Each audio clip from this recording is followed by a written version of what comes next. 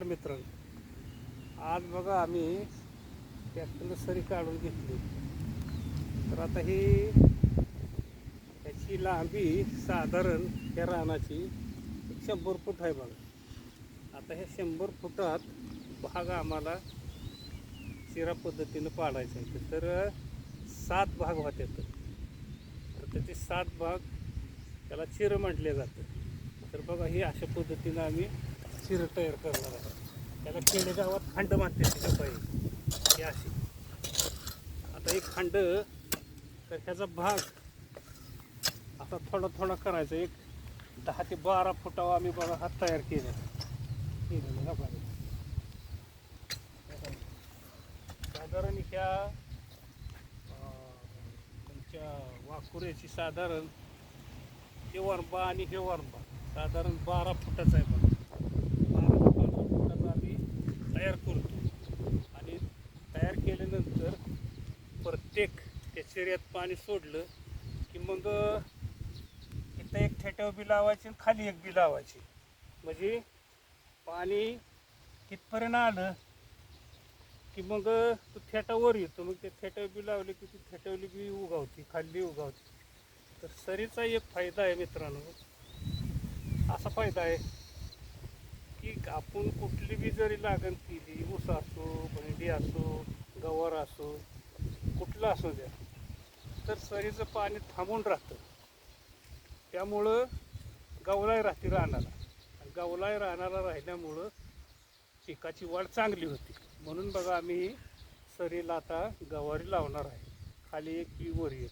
म्हणून बघा आता ह्या 100 फुटात आम्ही भाग किती केलेत चिऱ्याचं, तर 7 भाग केलेत. म्हणजे ह्यात डबल खाली एक बी वर एक. त्यामुळं भरपूर माल निघतो. साधारण 10 गुंठ्यात बघा मित्रांनो 40 ते 50 किलो माल निघतो. आणि आता आम्ही एक 4 दिवसानं त्याची लागण करणार आहे गवारीची, देशी गवारीची. आता ती देशी गवारी कुठली, तर निर्मल 12. मग तिला दर असतो जरा 150-100च्या आसपास दर असतो. म्हणून बघा आता हे लागवड करून टाकणार आहे. तर ही गवारी साधारण बघा आता श्रावण, भाद्रपद, आश्विन नंतर ही गवारी चालू होईल. तर मग दिवाळीत आसपास दर असतो, चांगला टिकून राहतो. साधारण 100, 150, 200पर्यंत हा दर असतो 10 किलोला. म्हणून बघा आमचं हे नियोजन आहे. आणि ही मोसम पकडायचा असतो, कधी बी करून दर गावत नाही. तर आता हा मोसमला नेमकी गवारी चालू होईल. म्हणून बघा आता हे आम्ही सगळं सरी काढून हे सगळं तयार केलं राहतं. आता ह्याची लागण 1-2 दिवसात करायची. तर मित्रांनो, सांगायचा उद्देश एकच, आपण ज्या वेळेला साऱ्यात गवारी करतो तर साऱ्यात काय होतं, साऱ्यातल्या गवारीला आपल्याला कुजलेलं शेणखत लागतं. आणि ती जर आपण शेणखत जर टाकलं गवारीला तर साऱ्यात बी चांगली ती गवारी, पण शेणखत लागतं कुजलेलं.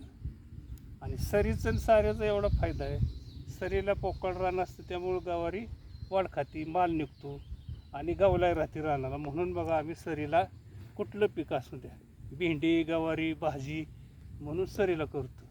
फायदा एकच आहे, यात पाणी जरा कमी लागतं, साऱ्याला पाणी जास्त लागतं.